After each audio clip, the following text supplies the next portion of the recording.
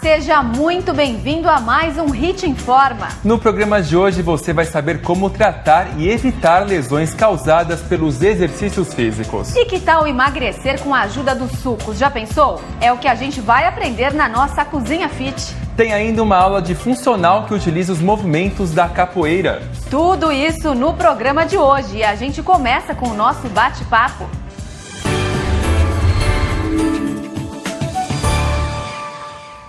E nós estamos recebendo hoje aqui no estúdio o Dr. Wallace Tumani, que é ortopedista e vai esclarecer as nossas dúvidas aqui no programa de hoje. Doutor, muito obrigado pela presença, viu? Muito obrigado, boa tarde. Seja muito bem-vindo ao nosso programa. Doutor, a gente sempre aqui incentiva a prática de exercício físico, mas então vamos hoje falar sobre os alongamentos para começar. Eles são realmente importantes? Sim, os alongamentos são muito importantes porque vão prevenir as lesões, né, durante a prática esportiva. Mas a maneira de se alongar também é muito importante e o momento em que você vai se alongar na hora que você vai praticar o seu esporte. Durante muito tempo se achava que você primeiro deveria chegar, alongar e depois praticar o seu esporte, corrida, musculação, natação, o que fosse. Hoje nós já mudamos um pouquinho isso. Nós acreditamos pelos trabalhos científicos que primeiro você tem que fazer um aquecimento para você aquecer o seu músculo e o seu tendão. E aí você fazer o alongamento. O que o alongamento vai fazer com o seu músculo? Preparar ele para a atividade, para o movimento, né? Então, por exemplo, se você não tiver um músculo bem alongado, qual é um perigo que você vê hoje em dia muito no esporte? Uma lesão, uma distensão ou até uma rotura de tendão, porque às vezes aquele tendão não estava preparado para praticar aquele exercício, ou você fez um exercício que foi além do que o tendão podia ir, e ele pode distender ou romper. Então o alongamento é essencial. Isso e não muita gente deixa de fazer hoje na academia, né? Fica com preguiça ali, chega rapidinho, vou treinar rápido e não faz alongamento. Então corre um sério risco aí, né, doutor? Sim, senhor. E é um erro grave, né? Eu acho que sim, quando você vai para uma academia, ou você vai para a rua, ou mesmo você vai fazer um esporte de aventura, você tem que ter a consciência. Você precisa aquecer o seu músculo, precisa alongar ele para você prevenir uma lesão. Então qualquer tipo de exercício precisa de um alongamento? Sim. Seja ele qual for? Sim, seja ele qual for. Seja uma corridinha que você vai fazer, hoje vou fazer uma corridinha de 15 minutos. Você tem que aquecer, alongar, vou fazer uma sessão de 1 hora de musculação, vou fazer uma famosa partida de futebol de final de semana, que é onde o pessoal mais se machuca, porque é justamente o que ele falou. O cara chega, mete o tênis e já entra para jogar. Quer nem saber, Não né? quer nem saber. E também na academia a gente vê muito isso, né? A gente frequenta a academia há muito tempo, cuidamos muito de atleta, a gente percebe o pessoal chegar na academia, deixa a bolsinha do lado e já vai lá, pega o peso, começa e acaba se machucando. Agora a gente está falando do alongamento antes, fazer um aquecimento, depois fazer um alongamento e aí você faz o exercício. Mas e o alongamento no fim? Ele é importante também? É importante também, sim. Porque o que você quer quando você está fazendo um esporte, né? Você está buscando qualidade de vida. Quando você está exercitando o seu músculo, você quer que aquele seu músculo... O músculo tem basicamente 2 características. A força, que é a explosão, e a resistência, que é o tônus. O alongamento final faz com que você consiga melhorar a tonicidade desse músculo. Então, se você quer no próximo exercício ter um resultado melhor com aquele exercício, você fazer alongamento é muito importante. Legal. Doutor, e quanto tempo tem que ser esse alongamento? Não é também só esticar ali o braço e vai, né? Tem que fazer um tempo certo? Não, Como que não existe um tempo um tempo certo, né? Hoje, uma regra que a gente usa é assim, chegou na academia, faz um pequeno aquecimento de 5 a 10 minutos, pode fazer um aquecimentozinho de esteira, de bicicleta, helicoidal, aí vai para o seu alongamento. Geralmente, assim, dentro da academia você vai alongar principalmente aquele músculo que você vai usar mais, né? Aqui com a parte, a gente sempre recomenda, independente se você hoje vai fazer treino de perna ou você vai fazer treino de braço, alongar sempre o tronco. Porque o tronco a gente usa ele em todos os exercícios, né? Principalmente coluna. Então o alongamento de tronco a gente sempre utiliza que se faça independentemente do grupo muscular que você vai trabalhar. Mesma coisa numa corrida, mesma coisa numa natação. No final, a gente não tem um tempo certo, né? Vai um pouco de cada um, de você sentir que aquele alongamento teve efeito, né? É muito disso. Você chega, quando você aquece e faz alongamento, você vai perceber que você conseguiu ir até uma certa distância. Geralmente no final do treino você consegue mais. Tá mais aquecido. Está mais aquecido, o músculo está mais trabalhado, você consegue mais. Doutor, agora em relação aos calçados. Muita gente não sabe da importância que um calçado tem na hora de fazer um exercício, né? E usa um calçado inadequado. Esse uso inadequado pode trazer que tipos de malefícios à pessoa? O calçado ele tem que ser adequado também ao esporte, né? Mas hoje, basicamente, todo esporte que envolve impacto, seja correr ou pular, o tênis precisa ter um amortecimento, né? Então a gente fala assim, surgiu o sapatênis para o homem, por quê? Não é só um modismo. O sapatênis surgiu porque o homem antigamente usava muito o sapato de solado de couro, que não absorve nada de impacto. Então imagine uma pessoa andar o dia inteiro com aquele sapato tendo um impacto grande para o seu pé, você vai machucar suas articulações. Então vale muito a pena você investir num tênis bom. Né? Você quer correr, você quer jogar o seu vôlei, seu basquete, tem que ter um tênis adequado. Aquele impacto que você recebe, quando você toca o chão com o seu pé, existe uma força de ação e reação. Essa reação do solo contra você pode ter uma força igual a 3 vezes o seu corpo. Então, imagina, se você não tiver um sapato adequado, que vai ter um amortecimento adequado, aquilo vai tudo para o seu pé. Joelho, quadris e coluna também. A coluna também sofre bastante, sim, né, doutor? Você tem muita gente que vem procurar a gente e fala assim, poxa, olha, eu comecei a correr e tô com dor nas costas. Por que será? Né? Muito tem a ver com a maneira que corre, se não está fazendo o exercício da maneira adequada, mas o uso inadequado do calçado. Né? Então, o tipo de tênis vai depender muito do esporte que você vai praticar, né? Que vocês podem observar no dia a dia, mas principalmente os esportes de impacto e que vão usar em solos um pouco mais duros, você precisa ter amortecimento. Então, o exercício de alto impacto, o risco de lesão é muito maior, né? Por isso a importância do tanto as lesões certo. chamadas agudas, que são os traumas como um rompimento de tendão, como as lesões crônicas, que você começa a degenerar as suas articulações. E quais são esses exercícios de alto impacto? Principalmente os que envolvem você correr e pular, né? A corrida, muito comum.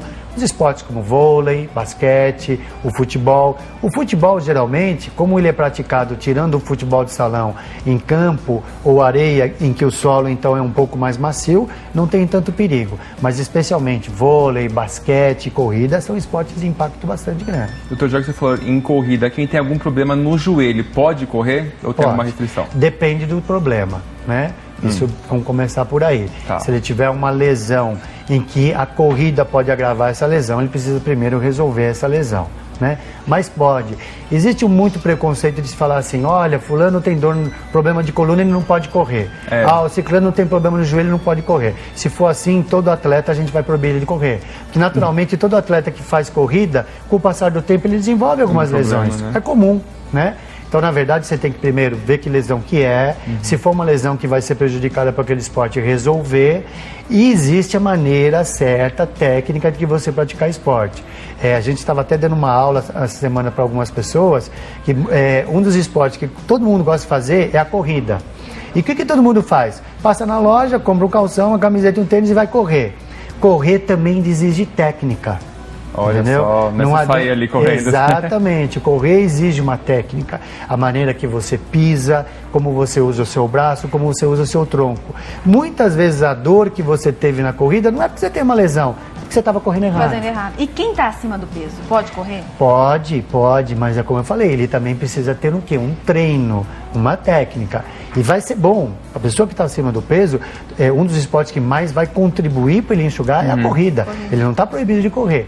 Mas ele tem que ter um preparo, tem que ser uma coisa gradativa. Não como eu falei, pega um tênis hoje, vou correr 1 hora. E muitas vezes acaba desistindo, porque corre 1 hora e no dia seguinte está cheio de dor, fala, não, aposenta um tênis. Fica uma semana de folga ali, não vai fazer mais. Né? Falando em dor, é isso que a gente tem muita dúvida, que a gente até comenta sempre. Por exemplo, eu fui uma terça-feira na academia, eu treinei perna. Aí, qual que seria o dia ideal para eu treinar os membros inferiores novamente? Porque pode ser que chegue o dia e eu ainda estou dolorida. Eu posso treinar em cima dessa dor? Então, o que a gente pede para que você não faça é o overtraining, né? O overtraining é o quê? É o excesso de solicitação do músculo. E, em geral, se pede que você deixe aquele músculo para descansar 48 horas no mínimo. Né? Existem muitas técnicas hoje, principalmente em academia, né? E existem até algumas filosofias aí de treino de musculação que eles pedem para você não repetir o mesmo músculo na mesma semana. Treinar apenas aquele músculo uma vez uma semana e só repetir na outra. Ah, mas aí já é exagerado, não? E isso muito depende do tipo de treino que você usa, tá, né? Por exemplo, tem pessoas que usam um treino mais pesado, usam mais carga. Tem outras que usam mais repetição e menos carga, né? Geralmente, quando você usa menos carga e mais repetições, você treinar o mesmo músculo 2 vezes por semana, o risco de você desenvolver uma lesão muscular é menor. Quando você usa muita carga e menos repetições, aí não é muito adequado, às vezes, você fazer o mesmo tipo de treino com muita carga 2 vezes por semana não é recomendável. Mesmo porque, desculpa, as articulações também vão ser muito solicitadas, não só o músculo. E aí você pode estar arriscando aquela articulação e levar uma lesão. Então, muita gente na academia acaba fazendo o treino e tá sentindo dor no dia seguinte e quer treinar aquele mesmo músculo e fala assim, não, agora eu tô sentindo dor e agora vai ter algum resultado. Isso é totalmente errado, tá né? errado. A dor é um indício que você tem que aquele músculo, pelo menos, existe a dor do treino, que é aquela dor que você chega, no dia seguinte acorda meio dolorido, mas é uma dor que em um dia ela passa. Sim. Agora, se você tiver uma dor que está te acompanhando 2, 3 dias, significa que alguma coisa naquele seu treino pode ter machucado ou a musculatura, o tendão, a articulação. Então você não deve forçar. Tem que tomar cuidado ali, né? Agora, um dado muito interessante que a gente tem aqui, que segundo a Organização Mundial da Saúde, a lombalgia, né, que é popularmente conhecida como dor nas costas, ela atinge 80% da população. E o estudo revelou ainda que 4 em cada 5 pessoas têm ou terão a doença em algum momento da vida. Por quê? Esse exercício, esse overtraining que a gente estava falando, pode desencadear também a dor nas costas? Então, vou dar mais um dado interessante para você. Hoje, a segunda maior causa que leva uma pessoa a procurar um médico é dor nas costas, só perde para resfriado. Olha só. Exatamente. Por quê? Existem alguns fatores, né? A sua coluna, eu diria que entre as suas articulações, é a única que não dorme. Inclusive, quando você está deitada, você está usando a coluna. Se você está dormindo, o seu joelhinho, o seu ombro estão quietos. A coluna não. Por isso que existe uma maneira adequada de você dormir. Que a gente tenta ensinar, né? O próprio passar dos anos vai provocar um envelhecimento das articulações, dos seus músculos, dos seus tendões. Tá. Então existe um envelhecimento fisiológico. Mas, obviamente, como eu estava falando quando nós estávamos falando do alongamento, o tronco é um ponto de equilíbrio. E se você usa ele para tudo, para todo o esporte. Ele é requisitado o tempo inteiro. O tempo inteiro. Então, ele está mais sujeito a você ter lesões. Né, o corpo. Hoje eu tenho atletas de 15 anos de idade com hérnia de disco. É por causa do excesso de exercício, também por não saber usar, não fazer corretamente? Não, no caso dele, talvez tenha sido as duas coisas, mas talvez o mais importante é o excesso de exercício. Né? Mas o que não impediu, depois que você conseguiu fazer um trabalho com ele, resolver a dor, que ele pratique o esporte dele. Doutor, a gente falou agora há pouco da corrida, correr em diferentes tipos de piso, ou na rua, na academia, na esteira ali certinho, na areia. Qual é a diferença para o corpo nisso? Qual que é mais eficaz para, por exemplo, perder peso ou tonificar, ou qual que tem maior risco de lesão? Não, o maior risco de lesão é você correr em chão duro, né? A rua, esse é o maior risco de lesão. Obviamente que é até interessante quando você vê, quando está chegando perto da São Silvestre, pode notar que muitos quenianos, africanos, quando vêm no Parque do Ibirapuera, eles correm na grama. Muito do tempo deles estão correndo na grama, que é justamente para não sobrecarregar as articulações dele. Logicamente que quando o solo ele é mais macio, a volta do impacto é menor, então o risco é menor. Quanto ao perder peso, isso está muito, vamos dizer assim, relacionado ao tempo na corrida, né, que você vai gastar aquela energia, e também a técnica, como eu falo para você, né? Quando melhora a técnica, mais energia você vai gastar e mais você vai emagrecer. E na praia, doutora, areia fofa, pessoal, você corre um minutinho na areia fofa, você já cansa muito mais demais do que no calçadão, né? Justamente porque você vai gastar mais energia. Tem que me esforçar muito mais ali, então. Muito mais, né? Tá certo, então. Doutor, nosso tempo infelizmente acabou. Quem quiser entrar em contato com o doutor, é só acessar o site www.clinicavertebra.com.br. Doutor, muito obrigado. Obrigado por voltar outras vezes, viu? Muito obrigado. Obrigada, viu, pela sua presença. Obrigado. E chegou a hora da nossa dica de beleza. Roda aí.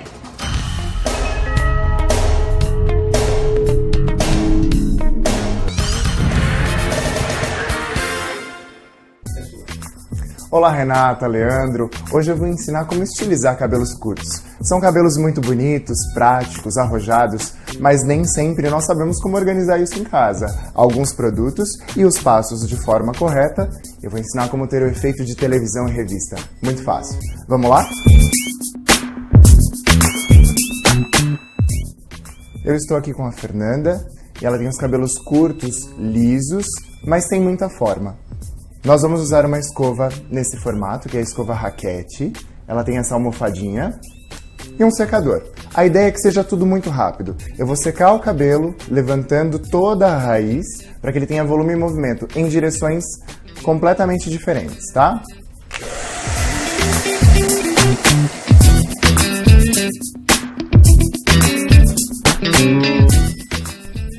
Agora, com o secador frio e com as mãos, nós vamos remodelar esse cabelo. A escova trouxe bastante emoliência para o fio, para que a gente possa fixar a forma com ar frio agora, tá?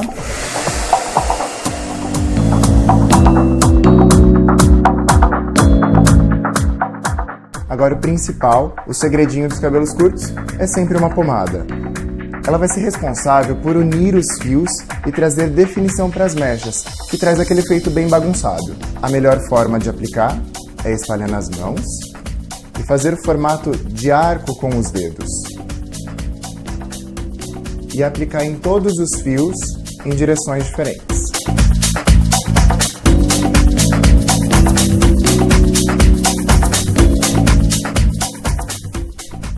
E então, com as mãos mesmo, organizar os fios, criando o seu estilo.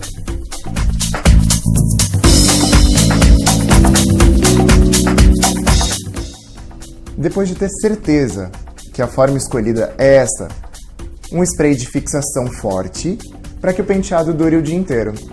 De longe,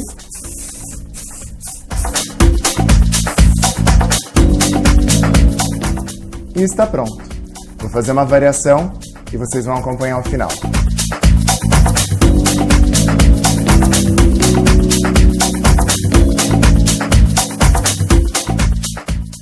E essa é uma outra forma de estilizar um cabelo curto. Não é porque você fez um corte que precisa usar sempre do mesmo jeito. Pode ser tão versátil quanto um cabelo longo.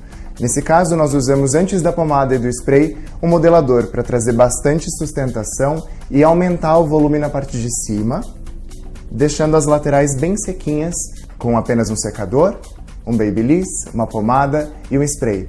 Eu espero que vocês tenham gostado. Aproveitem os cabelos curtos com o semblante de uma artista de cinema. É isso aí, até a próxima dica. Tchau, tchau!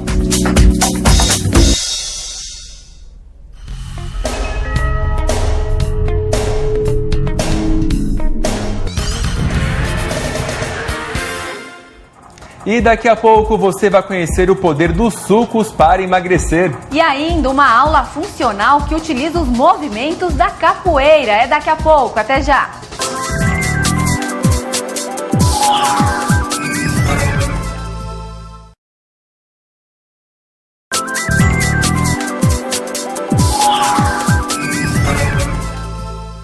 De volta com o Hit Informa. Você já pensou comer coisas gostosas, sem culpa e o que é melhor? Com ingredientes que vão fazer bem para a sua saúde? Já pensou, né? É o que todo mundo quer, né, Renata? E a nossa repórter Ana Paula Zílio vai mostrar isso pra gente. Roda aí. Hambúrguer para todos os gostos. É pão australiano, cebolas caramelizadas e hambúrguer. Vocês escolheram que tipos de hambúrgueres hoje? Os maiores. O hambúrguer daqui é muito gostoso e grande é melhor ainda. Na verdade, eu escolhi um mais natural, né? Esse aqui é o original, ele tem bacon, mas eu tirei o bacon para dar uma aliviada um pouquinho. Tem cebola caramelizada, tá muito gostoso. Quem não tá aqui, tá procurando hambúrguer para comer.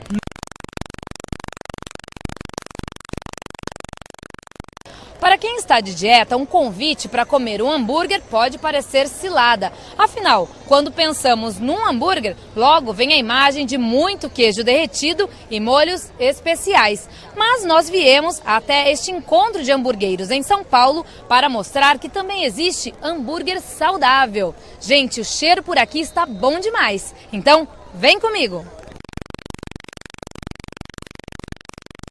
cada vez mais as pessoas estão procurando, e não só procurando hambúrgueres, mas procurando hambúrgueres diferentes, hambúrgueres mais interessantes, com receitas novas, com bons ingredientes. Com jeitão descolado e cardápio enxuto, este food truck oferece uma opção sem carne com molho de iogurte fresco e hortelã. Alface, tomate, cebola roxa e picles completam um sanduíche. Mas a novidade está no hambúrguer, que é feito como um falafel, aquele bolinho frito de grão de bico e especiarias muito tradicional no Oriente Médio. Então a gente fez essa receita de falafel, que o pessoal come geralmente com pão de pita, pão árabe, e são bolinhos fritos. A gente adaptou para fazer um sanduíche mesmo em formato de um hambúrguer. A receita foi trazida dos Estados Unidos e adaptada ao paladar brasileiro. Até mesmo quem come carne, quando experimenta, fala, nossa, é o melhor porque tem muito sabor, tem muito tempero. Repórter também fica preocupado em manter a forma. Por isso, agora eu vou experimentar o meu hambúrguer de falafel. Crocante e super saboroso, gente, vale a pena. Agora vamos saber a opinião de quem adora o hambúrguer tradicional e ainda não conhece esta opção saudável. Bom, muito bom, gostei. Saboroso. O crocante é muito gostoso. Não vejo diferença não para um lanche normal. Quebrar um pouco a rotina, a gente come coisa muito gordurosa, é uma opção bem legal. Comeria de novo fácil. O Burger Fest vai até o fim de maio em São Paulo e em Porto Alegre e percorre outras 6 cidades brasileiras até julho. Mais de 90 estabelecimentos participam do evento.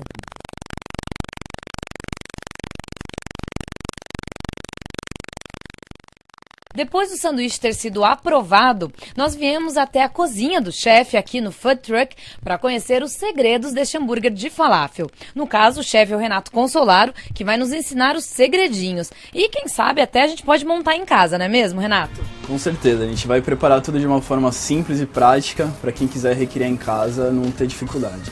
Então, vamos lá e anotem os ingredientes.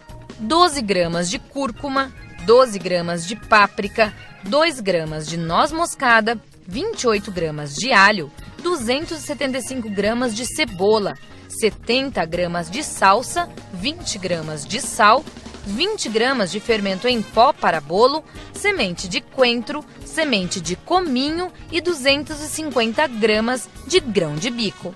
Bom, pessoal, então para a primeira etapa aqui do processo de preparo do falafel é você hidratar o grão de bico. Ele não é cozido, ele só é somente hidratado. Você vai pegar o grão de bico seco, lembrando que ele, depois de hidratado, ele aumenta de volume em até 4 vezes.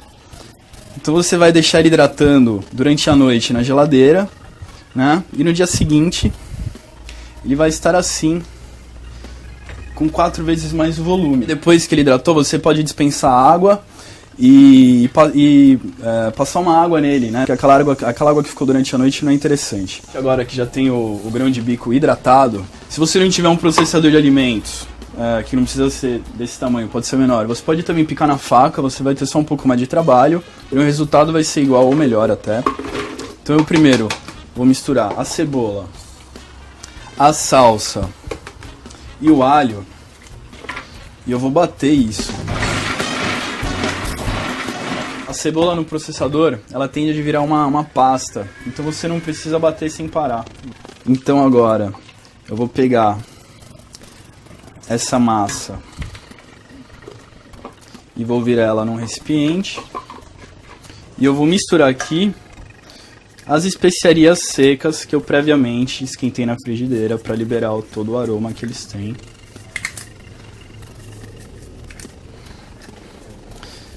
Você em casa pode aumentar as quantidades se você achar que, se você tiver preferência por alguma especiaria do que outra, né? Você pode também tirar algum ingrediente que você não tenha preferência. Então agora vocês vão poder reparar que vai ficar uma massa escura e hidratada. Tendo essa massa pronta, nós vamos voltar aqui com o processador. A gente vai colocar o grão de bico e a massa de salsa, alho, cebola e especiarias. Novamente, eu vou processar esses elementos aos poucos para todos esses ingredientes ficarem homogêneos aqui na mistura. Então aqui você tritura, né, essa massa, lembrando que ela não deve ficar completamente batida. Ela tem que ter esses pedacinhos de grão de bico inteiros ainda, para ser uma massa com consistência, para quando ele ficar frito, ele ficar crocante, ficar saboroso. Usualmente, o falafel, eles fazem em formato de bolinhas, né, de mais ou menos umas 40 gramas, e eles servem no pão pita. Aqui pro caminhão, a gente adaptou o formato dele para um formato de hambúrguer. Porque no caminhão a gente não pode ter vários tipos de pães, enfim. Então a gente faz o formato de hambúrguer, com a mesma gramagem, inclusive, do nosso hambúrguer, que são 150 gramas. E a gente molda ele nesse aro. E ele cabe exatamente no pão de brioche. E um pilão para dar formato nesse falafel.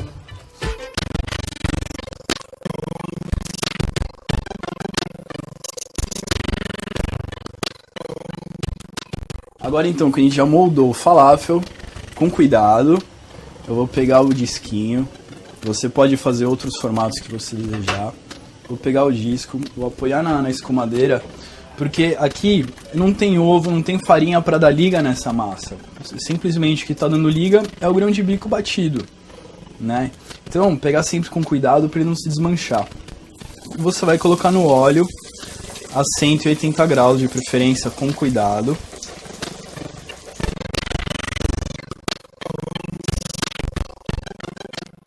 Para o lanche ficar ainda mais saudável, a sugestão é substituir o óleo de soja pelo de canola. Como nos ingredientes tem especiarias como cúrcuma e páprica que dão muita cor para isso, vocês vão reparar que depois, quando pronto, ele vai estar com uma cor bastante escura, bastante característica também dele. Para montar o sanduíche, cada um pode colocar o que mais gosta. No do chefe, vai iogurte natural com hortelã com base de tahine, tomate, cebola roxa, picles de pepino, alface, pão de brioche. E tá aqui o sanduíche de falafel adaptado para um food truck.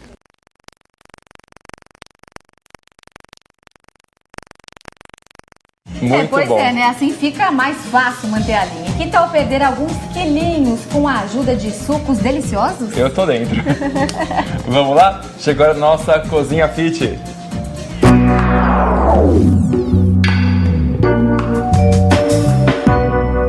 E quem vai contar tudo pra gente é a nutricionista Juliana Dragoni. Juliana, muito obrigado pela presença aqui no Hit Informa. Seja bem-vinda, viu? Oi, Juliana. Olá. Obrigada pela presença. Então quer dizer que os sucos podem ajudar a gente a emagrecer, é isso? Podem. Alguns ingredientes presentes nos sucos, ricos em vitaminas e minerais, que são fundamentais para perda de peso, controle da saciedade, que legal. Melhora do funcionamento intestinal, entre outros. Sucos que a gente pode tomar junto com as refeições, no lanche da tarde, em jejum. O ideal é em jejum ou entre os lanches intermediários. Nunca substituir uma refeição, então, por um suco, Nunca. né? O ideal é na refeição, nas refeições principais, almoço e jantar, só a refeição. Não tomar nada. O ideal é nada, nem água. Nem água.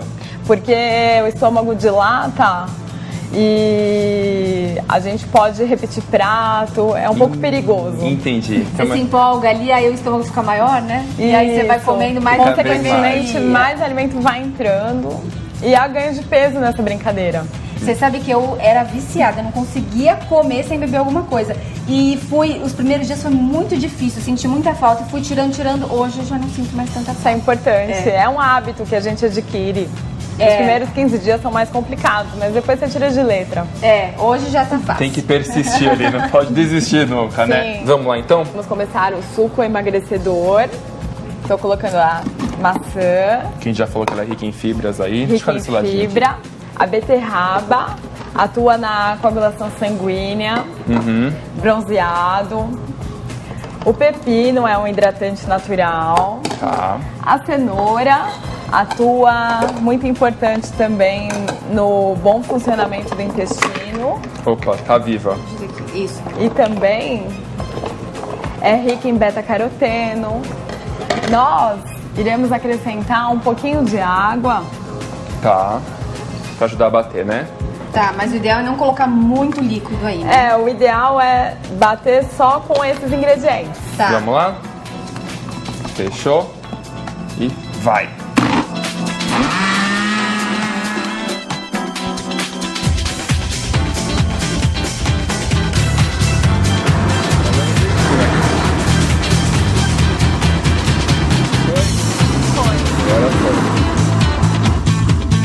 Pô, vocês tem que dar um jeitinho brasileiro ali, né? Dá uma chacoalhada que tá tudo certo. Pronto. A cor dele tá linda, né? Linda, linda.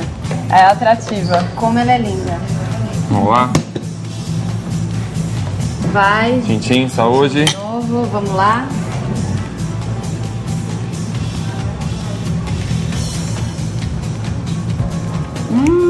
Sente muito a cenoura, né? E isso aqui emagrece? Emagrece. Vamos tomar de balde, então, Ajuda né? a saciar. Juliana, muito obrigado pela sua presença. Quem quiser mais informações, tem o site que é o www.nutricionista.juliana.com.br. Muito obrigado, viu? Imagina. Até a Obrigada, próxima. Valeu. viu? Até a próxima. Obrigada Obrigada pela presença. E daqui a pouco a gente vai conhecer uma aula funcional que utiliza os movimentos da capoeira. Isso mesmo, não saia daí, daqui a pouco.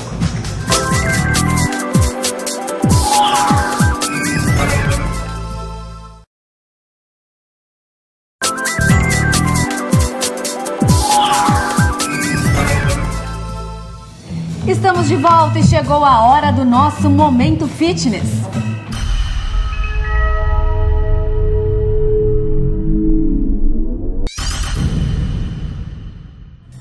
Olha, a grande variedade de exercícios físicos que existe hoje em dia não permite que você dê mais desculpas e fique aí parado, deitado no sofá da sua casa. E o que a gente vai mostrar hoje é novidade para muita gente, que a gente vai aliar os movimentos funcionais com a capoeira, não é isso, Renata? Olha, eu também nunca tinha ouvido falar disso, Não mas conheço. o Rafael, vem aqui, Rafael, tudo bom? Tudo bom, Oi, Rafael? pessoal. E aí, pessoal, obrigado pela presença aqui. O Rafael vai explicar isso melhor pra gente? Como assim, Rafael? A gente está aliando o treinamento funcional junto com a capoeira. Mas a capoeira, por si só, já é um treinamento funcional. O que é o treinamento funcional? Treinamento funcional são as capacidades físicas de locomoção, flexibilidade, força, agilidade. E aí, quais os movimentos, por exemplo, mais famosos aí da capoeira que a gente pode mostrar que uma pessoa que faz treinamento funcional também faz? Um exercício básico é a ginga, que a ginga também já é um exercício, é como se fosse um caminhar, mas ela fica no lugar. Como que é? Mostra um pouquinho pra gente rapidinho. Por gentileza. Faz a ginga aqui. A ginga nada mais é que um andar e ficar no mesmo lugar. Só na ginga você tem vários aspectos físicos aqui, de equilíbrio, de noção de espaço, ritmo, né? E aí tem alguns movimentos do treinamento funcional, por exemplo, o agachamento, né? Que a gente utiliza como a cocorinha na capoeira. Pode fazer na ginga, ela vai fazer a ginga junto com a cocorinha. O agachamento, e a gente vai utilizar os aparelhos junto com a capoeira. Como chama isso? Cocorinha? Cocorinha, é um movimento de cócoras. Vamos mostrar um pouco pra gente então, Rafael, como é que é? O pessoal aí pode demonstrar um pouquinho pro pessoal de casa. Então Vamos a gente lá. vai pegar o cinturão com o elástico. Tá. A Amanda e o Anderson vão fazer a ginga. O que acontece? Os exercícios da capoeira por si só já são difíceis, mas com o elástico vai aumentar mais essa dificuldade, né? Ah, com certeza. E vai aumentar mais. O objetivo sempre é piorar. Sempre é dificultar nunca, mais, né? sempre é dificultar mais. Então só a ginga utilizando o elástico vai dar uma sensação um pouquinho de mais desconforto. Tá. É um de cada vez, então? Isso, um de cada vez. Tá. Um segura, sustenta isso, aqui. um estabiliza e o outro faz o exercício. Entendi. Isso daí seria como estar trabalhando glúteo, perna, como se fizesse um agachamento.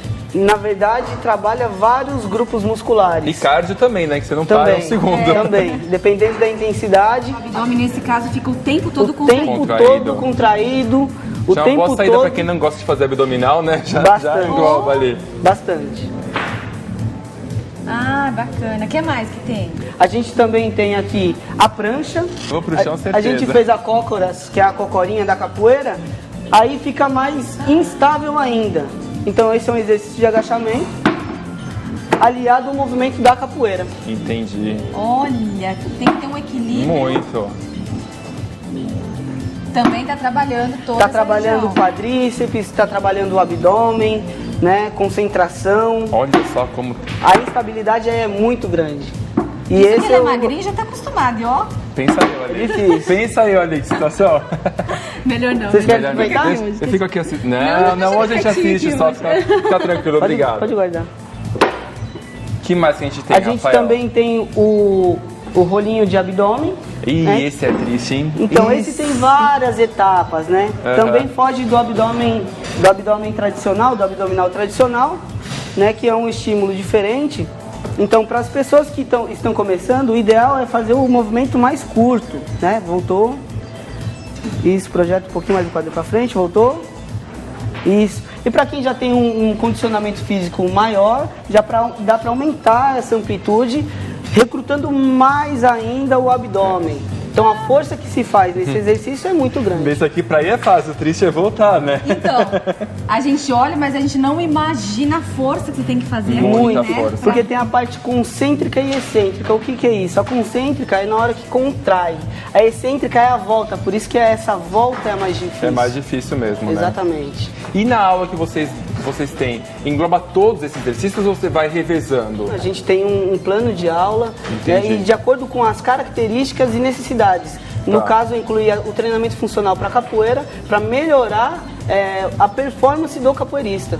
Entendi. Ou seja, muito antes do treinamento funcional virar moda, né? Assim, virar moda, quem já fazia capoeira, então já estava praticando o funcional Há sem muito perceber. tempo, Sem exatamente, exatamente, porque o treinamento funcional é isso, são as capacidades físicas, né, saltos, deslocamentos, noção de espaço, isso a gente da capoeira já praticava há muito tempo, e todas as artes marciais. Legal. Tem esse outro acessório azul, o que é isso? Esse daqui a gente utiliza, esse é o disco, a gente utiliza para fazer os golpes da capoeira com a instabilidade. Pode ver, Jô. Então a gente utiliza a ginga, né? E o aluno pisando nesse disco cria uma instabilidade e o golpe, o movimento da capoeira fica mais difícil. Pode fazer, Jô. Então vai pisar, fica muito mais difícil. Voltou, porque é instável. Entendi. Porque quando se faz isso no solo, a estabilidade é maior. Quando faz o disco, utiliza o disco, fica mais difícil. Quando a gente vai utilizar os movimentos no jogo da capoeira, fica mais fácil. E aí você também contrai glúteo, tudo tá trabalhando com a perna de apoio. Esse exercício, que parece ser básico, mas a gente está trabalhando oblíquos abdominais, o abdominal reto, a gente trabalha o quadríceps, os abdutores, glúteo também contrai. E tem que ter um certo preparo para fazer esse aí com o disco, né? Tem. Vai chegar e fazer, vai não, pro chão não tem na como. hora. A gente tem uma didática, tem um fundamento antes de chegar nesse Sim. estágio. Bom Agora, lembrar, se né? eu nunca fiz uma aula de funcional, nunca fiz capoeira, eu posso começar, chego na aula, o que eu vou fazer? Pode começar sim, de acordo com as suas capacidades físicas. Então, você não vai chegar numa aula e utilizar esse disco, por exemplo. Você vai fazer o movimento no chão primeiro, depois eu vou criando as dificuldades para você conseguir realizar o exercício. Legal. Rafael, vamos demonstrar um pouquinho a aula de vocês com todos os apetrechos aí pro pessoal Vamos de casa? lá, Vamos lá um pouquinho? A gente tá aqui do ladinho assistindo um pouco. O cinturão, pega lá, Amanda, por favor. Põe aqui do lado, ó. Põe ali na frente de você. Isso. Não, esse aqui acho que nem com 10 anos de treino eu consigo ficar aqui em Não, cima. não consigo também. Eu vou pro chão, todos eles. E utilizando todos esses exercícios ao som da capoeira, né? Que é fundamental.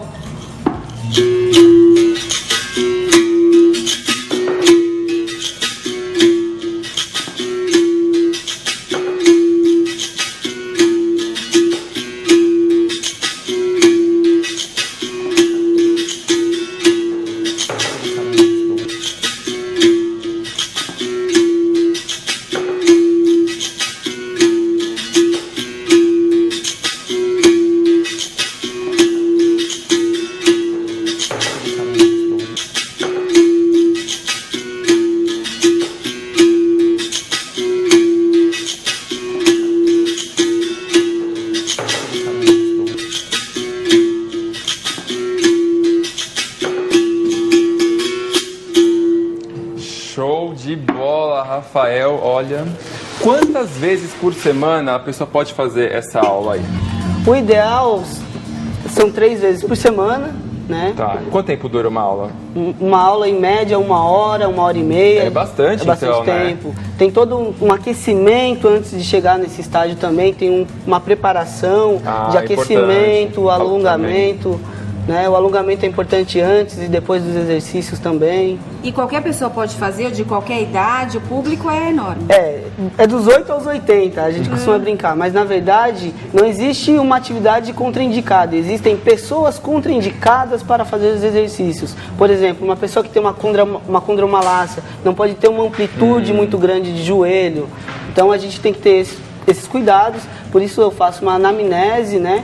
Tiro algumas informações desse aluno, ver se ele tem condições ou não. Então vamos encerrar o programa de hoje. Quem quiser mais informações, Rafael, qual é o contato de vocês?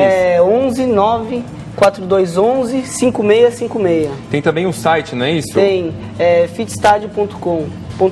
fitstadio.com.br. Não deixe de seguir as nossas redes sociais. Tem o Facebook, facebook.com/hitinforma, YouTube, youtube.com/hitinforma, no Instagram também, @hitinforma. A gente se vê na próxima semana. Muito obrigado pela companhia. A gente vai encerrar com mais um pouco de demonstração, né, Renata? É isso aí, a gente se vê a semana que vem. Obrigada pela companhia. Beijo, tchau. Valeu, tchau, tchau. Vai embora. Vai.